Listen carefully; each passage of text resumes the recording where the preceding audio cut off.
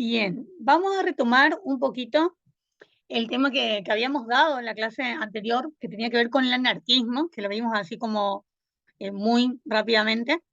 Ahora vamos a centrarnos un poquito más en los principios del anarquismo como ideología política. Esta es obviamente la materia de la cátedra de teoría política. Estos principios del anarquismo tienen que ver con libertades absolutas. Lo habíamos definido, lo habíamos conceptualizado al anarquismo, pero es muy importante marcar los principios que tienen que ver con las reglas que van a sentar las bases para que el anarquismo pueda ser considerado una ideología política. Estas libertades absolutas, y de aquí la cuestión de los libertarios, tienen que ver con el rechazo de toda opresión, de todo dominio ideológico.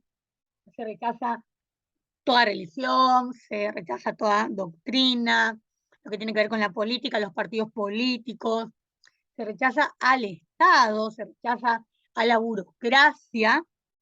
Entonces, cuando tenemos que explicar, ya sea como futuros profesores o como técnicos, esta cuestión de qué se trata el anarquismo, tiene que ver con eso, con el rechazo total y el rechazo absoluto a toda opresión, a todo dominio ideológico, a la política en general, al Estado y a su burocracia.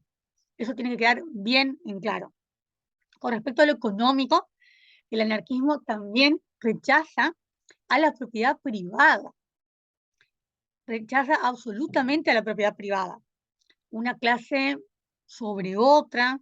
Con respecto a lo jurídico, el anarquismo rechaza a las leyes, no cree en las leyes, dice que no se necesita de las leyes, no cree en los tribunales. Para los anarquistas tampoco se necesitan de los tribunales, de los magistrados, porque tiene un fin muy concreto que tiene que ver con una sociedad libre, una sociedad libre de todo acuerdo, ¿no? Que sea como más federalista, que sea como más solidaria, o sea, sin leyes, sin normas coercitivas. Ustedes vieron cuando dieron primer año qué significaba esto de la coerción.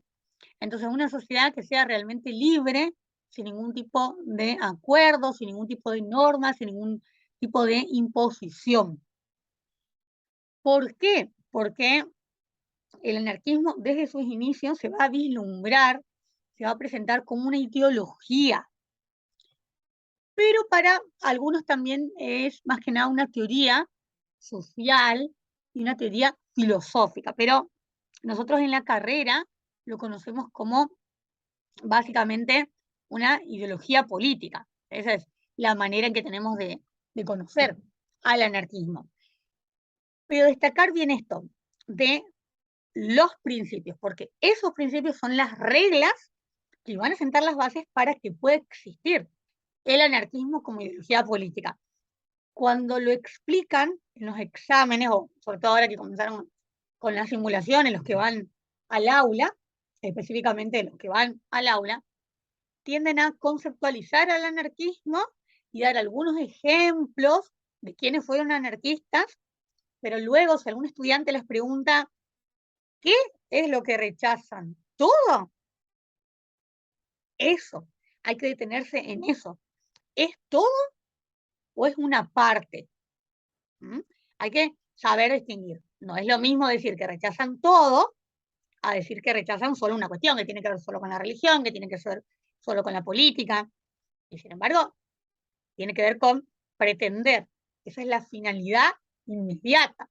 Pretender una sociedad libre, sin acuerdos, sin normas, sobre todo normas que sean coercitivas, sin autoridad, sin ningún tipo de imposición. Eso es lo que quiere el anarquismo. ¿Se va comprendiendo? Bueno, vamos a ver quiénes fueron sus exponentes, ¿sí? sus teóricos con los cuales va a comenzar el anarquismo. Proudhon es uno, P-R-O-U-D-H-O-M,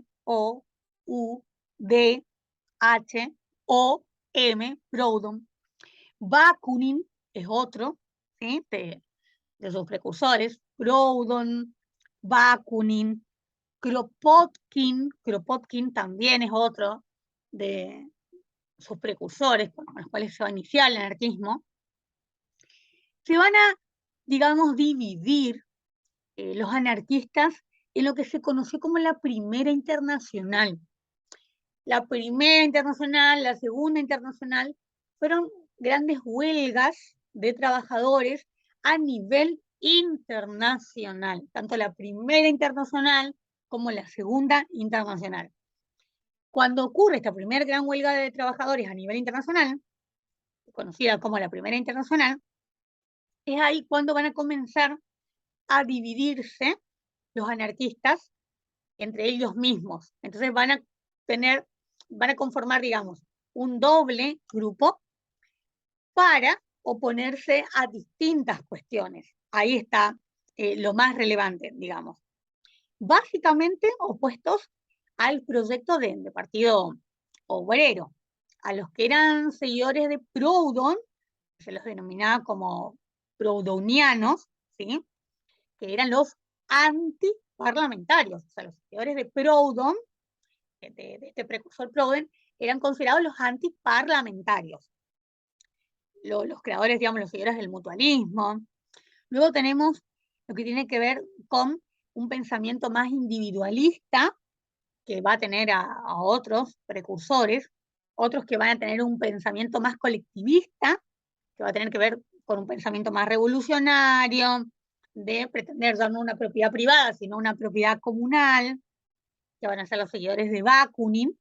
Y luego vamos a tener a los anarcos sindicalistas, que habrán escuchado muchas veces qué significa esa denominación. Los anarcos sindicalistas, que son los que van a llevar a cabo acciones más directas con respecto a los trabajadores, huelgas generales, huelgas más revolucionarias. Entonces, todo esto se va a producir porque comienza la escisión, esa división de los anarquistas entre sí. Es decir, que van a separarse, van a dividirse, tienen un mismo rechazo, ¿no?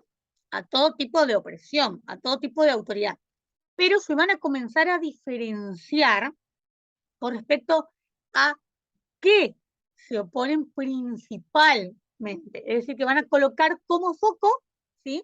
Como centro, un tipo de oposición. Bien, vamos a comenzar un poquito con los totalitarismos. Entonces teníamos nuestra gran corriente, que era el iluminismo, y luego los totalitarismos. Dentro del iluminismo, recuerdan, teníamos al liberalismo, ¿se escucha? Teníamos al liberalismo y teníamos a lo que era el liberalismo, que se convierte en capitalismo, al socialismo, al anarquismo. Y luego ya en lo que es el siglo XX tenemos a los totalitarismos. Entonces, ahí están nuestras dos grandes corrientes ideológicas. El iluminismo, que abarca ese liberalismo, capitalismo, socialismo y anarquismo como ideologías políticas, y luego a los totalitarismos que son propios del siglo XX. Eso también es algo que hay que comprender bien porque suelen equivocarse. Los totalitarismos van a surgir en el siglo XX.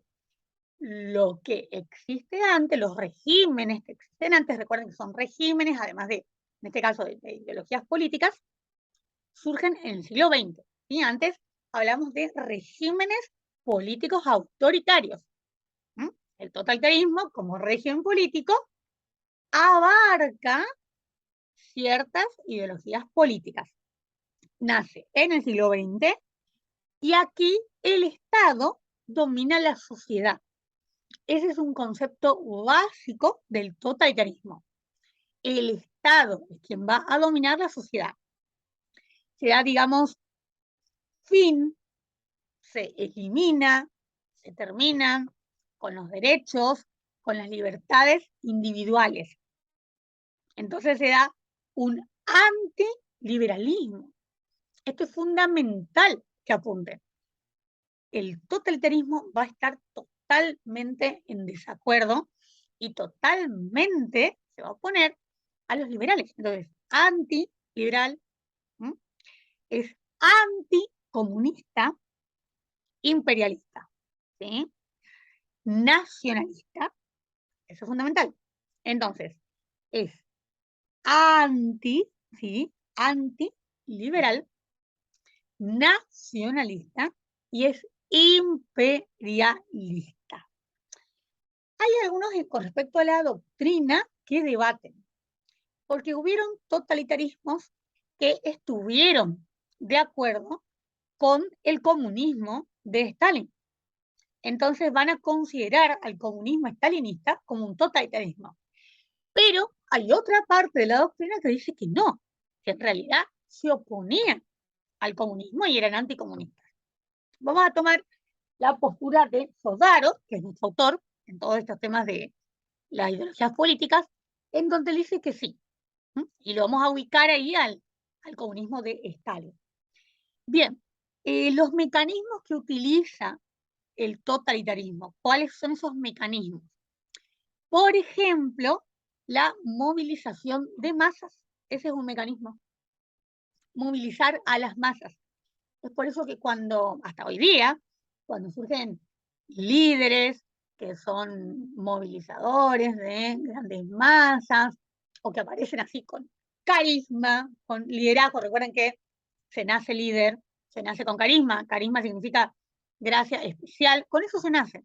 Sí, también a veces hay mucho debate con respecto a eso, pero yo soy una fiel seguidora de la idea de que se nace líder y se nace con el carisma. Lo que uno luego puede construir con el tiempo es el poder, que se alcanza, luego hay que conservarlo, mantenerlo y lograr la autoridad, sobre todo la autoridad política, pero líder se nace líder y con el carisma.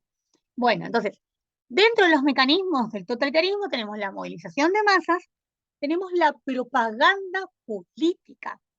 También el totalitarismo, además de la movilización de masas, utiliza la propaganda política. El terror, ¿sí? La policía del terror, que por ejemplo en Alemania se denominaba la Gestapo, ¿sí? Entonces, tenemos la movilización de masas, la propaganda política, la policía del terror, el control supra, se dice, control supraestatal de la economía y de la sociedad. Control supraestatal de la economía y de la sociedad.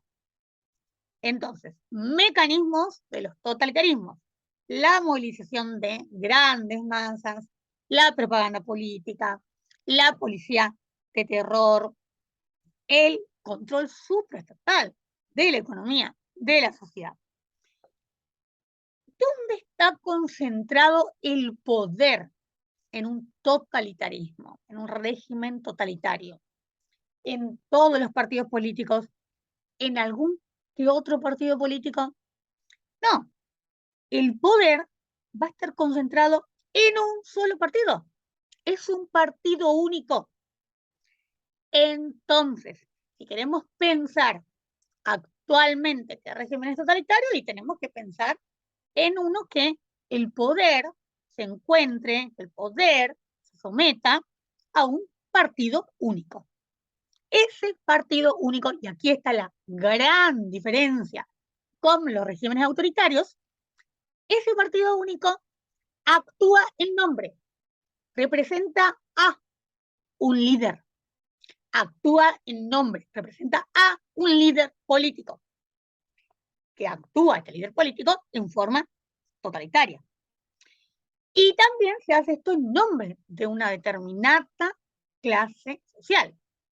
Entonces, es este líder del cual hablamos, es un líder altamente personalista. Entonces, el poder se concentra, el poder se somete en un partido único. Se actúa en nombre de, se representa a un líder político. Es altamente personalista. También, por ejemplo, se va a gobernar en contra de, por ejemplo, o a favor de una determinada raza, que es lo que sucedió con uno de los totalitarismos que vamos a estudiar, cuando se está a favor de una raza y en contra de otra raza, ¿sí?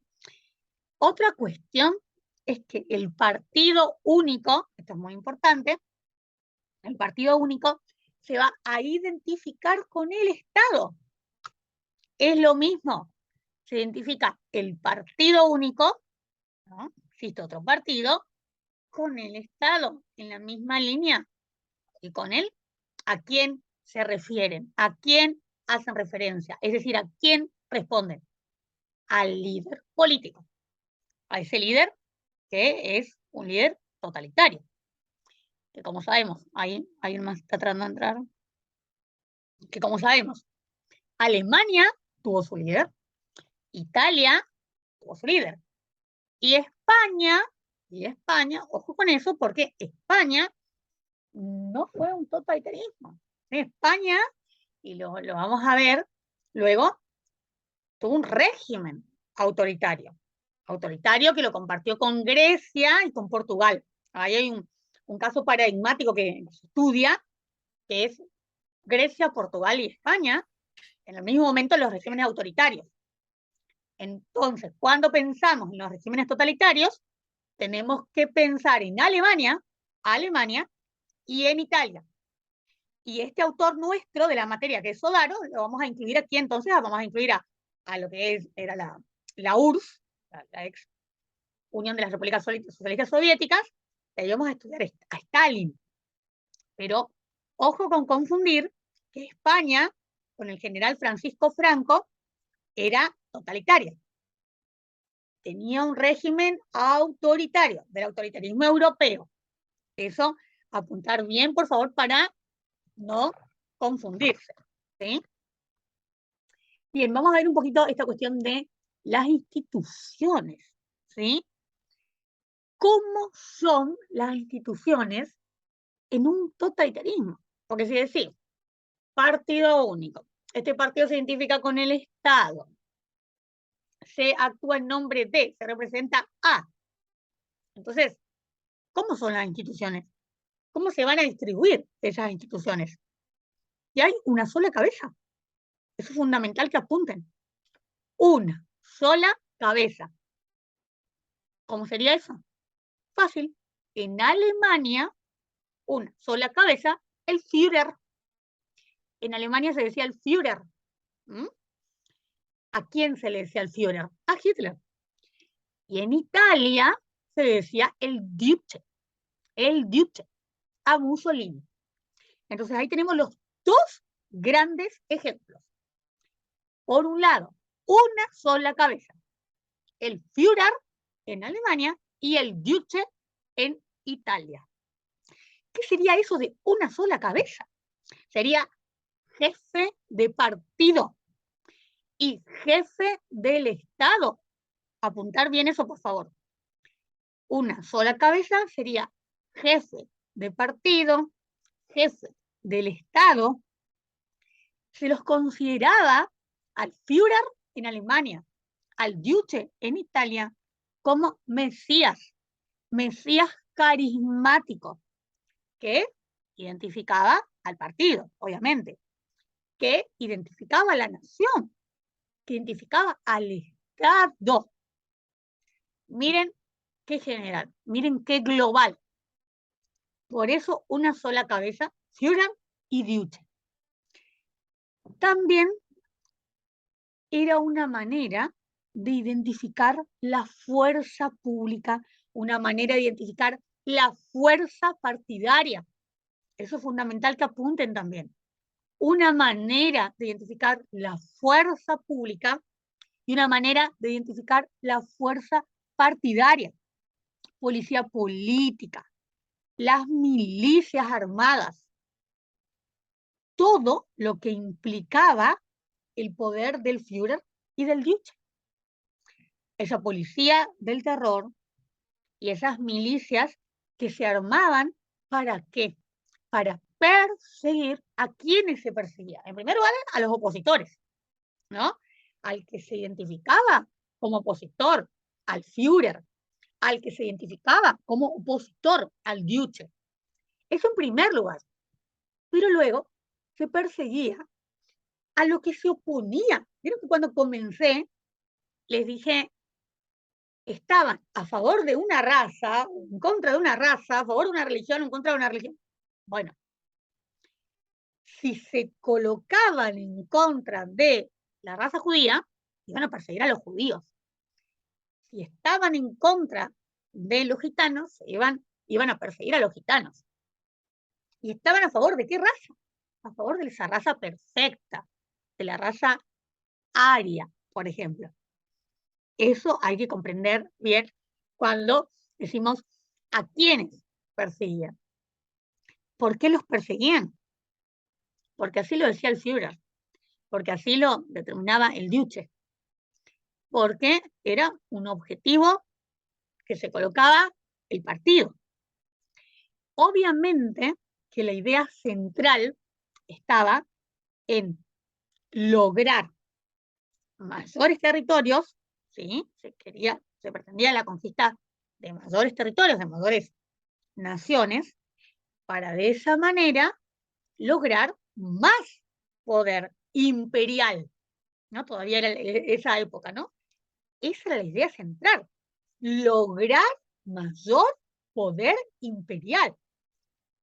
Obviamente, con la adquisición, el dominio, la invasión de mayor cantidad de territorios, menos probabilidades de que esa raza a la cual se opone el régimen, tenga oportunidades de sobrevivir o tenga oportunidades de expandirse.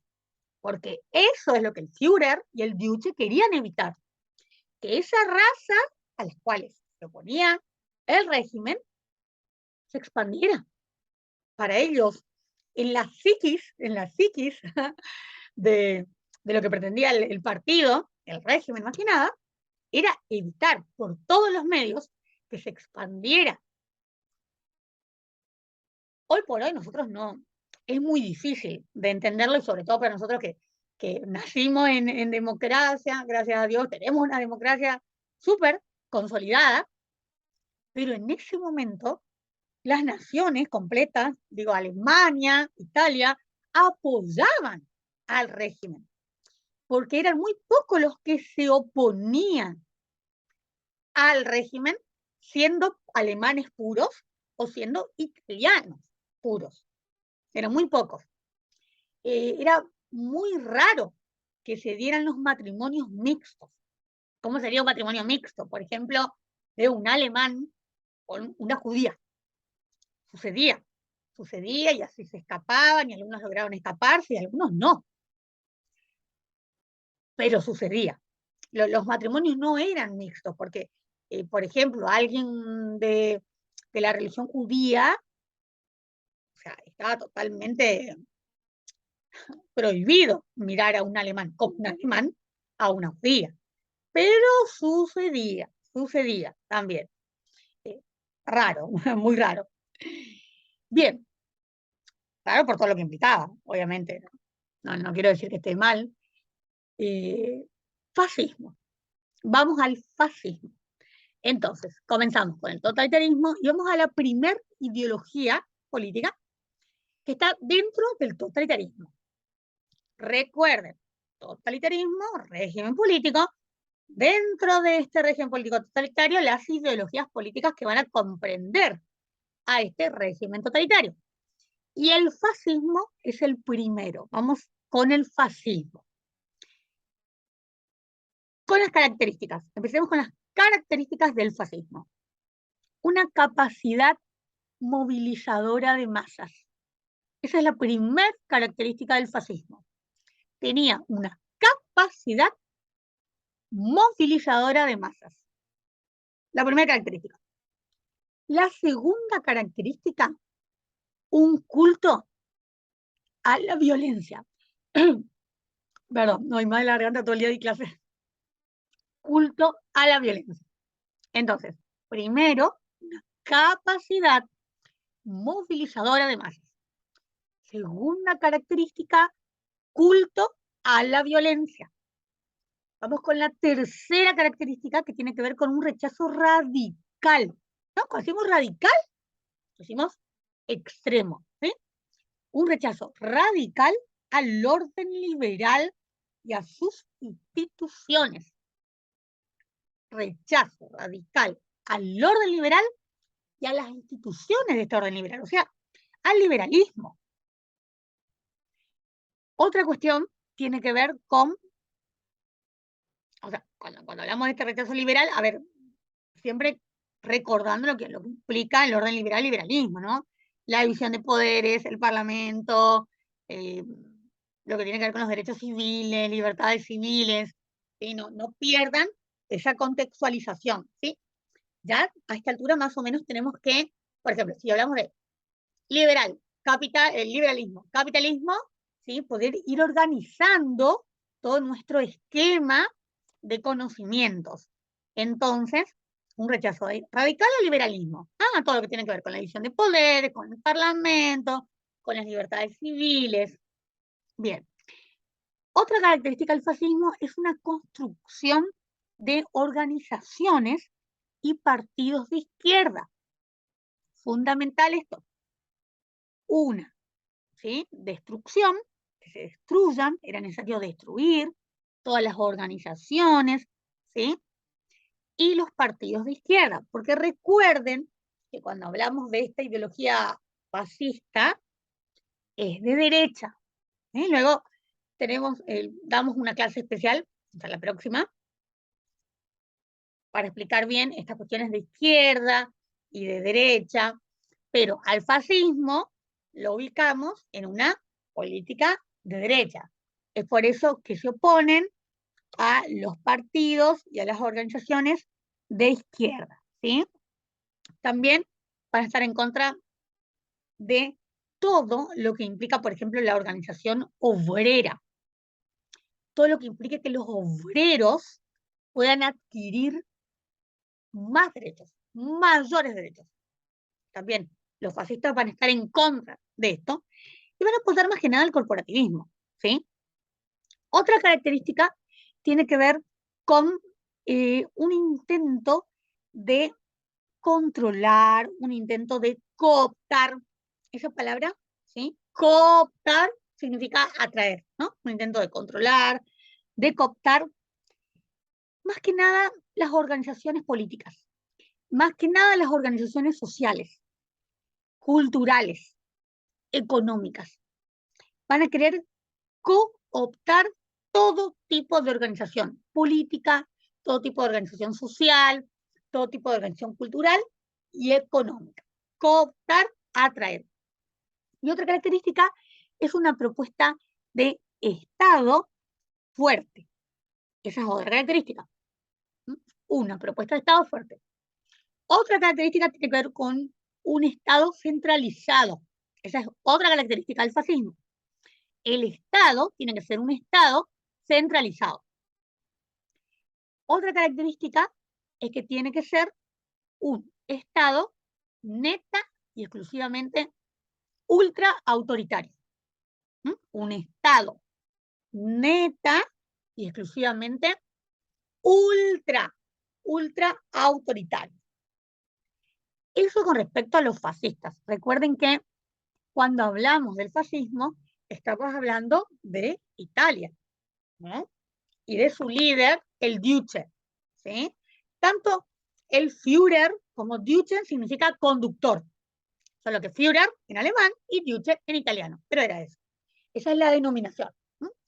El conductor. Bien, esas fueron las características del fascismo, ¿no? Rápidamente, voy a repasar la capacidad movilizadora de masas, ese culto a la violencia, el rechazo radical al liberalismo, la destrucción de las organizaciones, de los partidos de izquierda. Por otra parte, también controlar a todo tipo de organización social, política, cultural, económica, una propuesta de Estado que sea centralista, un Estado que sea fuerte, un Estado que sea ultra autoritario. Esas son las características del fascismo. Este fascismo tiene origen europeo. ¿Cuándo va a nacer el fascismo? El fascismo nace en 1920, ya por 1920, en lo que se considera como una crisis de posguerra, se le decía en esa época, en términos de nuestro autor Sodaro, una crisis de posguerra. En esta época, donde se da también una gran devaluación en Italia, se da desempleo, en esa época va a surgir el fascismo. Había, para contextualizar, para esta época, pero en 1920, había muchas huelgas obreras, había muchos levantamientos, campesinos más que nada. Entonces surgen estas milicias, van a surgir estas milicias de choque, que justamente estas milicias de choque van a ser los fascios. Atención con esto, contextualizando como en una época en donde había huelgas obreras, muchas huelgas de los obreros, muchos levantamientos, entonces van a surgir estas milicias. Apuntar bien, por favor, milicias de choques, que son los fascios. ¿Para qué? Para reprimirlos. Estas milicias de choque, que son los fascios, van a surgir para reprimirlos. Eso pregunta de examen seguro. ¿Qué son las milicias de choque? Son los fascios. ¿Para qué surgen? Para reprimirlos. Apuntar eso, porque cuando decimos pregunta de examen, tanto la profe Flavia como yo, que somos las que estamos en la mesa, si Dios quiere, es porque preguntamos, ¿sí? Otra cuestión importante de este origen europeo que tiene el fascismo es el discurso. El discurso del fascismo es muy importante, porque fue un discurso social de izquierda. Eso, por favor, apuntar bien. Discurso social de izquierda, ¿sí? ¿Por qué? Porque, si bien, ojo, ubicamos al fascismo en lo que es la política de derecha, la forma de cooptar, la forma de atraer la atención es un discurso social de izquierda. ¿Por qué? Porque el objetivo es, hago referencia a la clase obrera, hago referencia a la clase campesina, los copto, o sea, logro atraerlos, y de esa manera ya los tengo en mi poder, ya los tengo en el partido. La idea era cooptar, ¿se acuerdan que les dije como característica? La idea era atraerlos.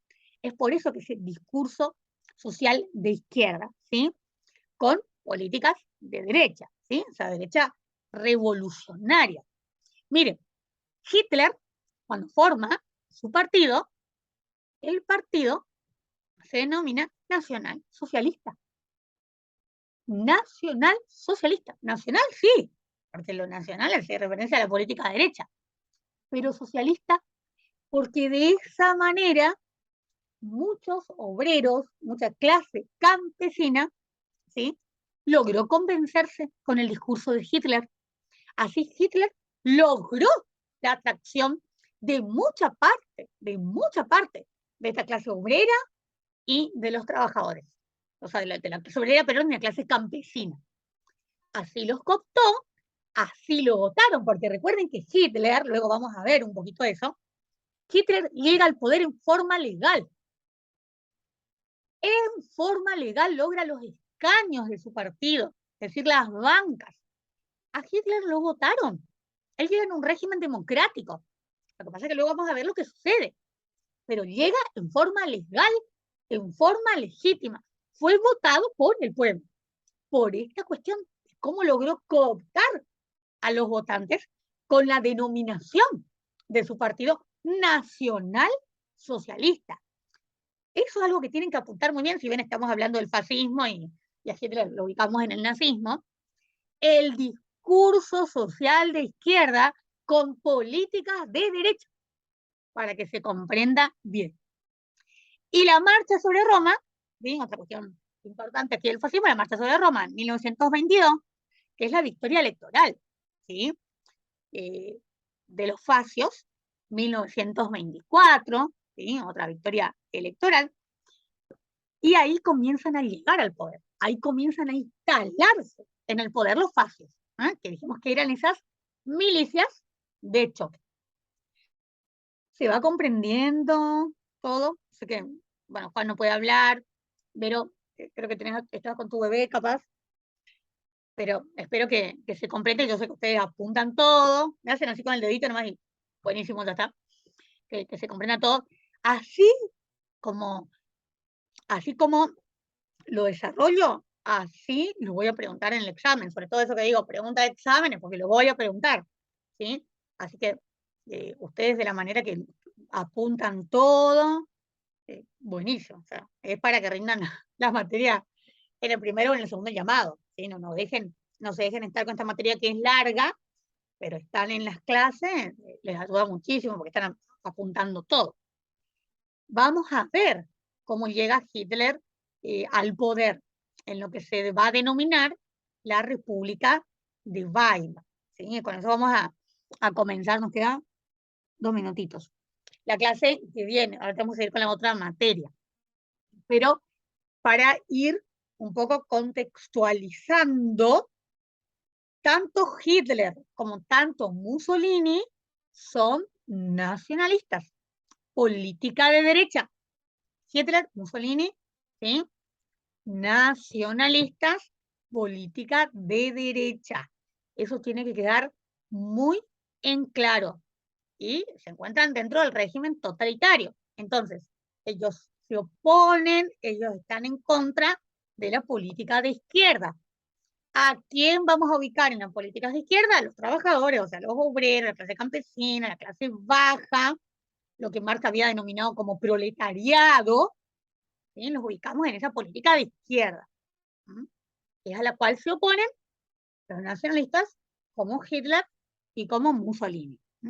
Esos son conceptos clave para que ustedes puedan comprender y al momento de estudiar esta materia.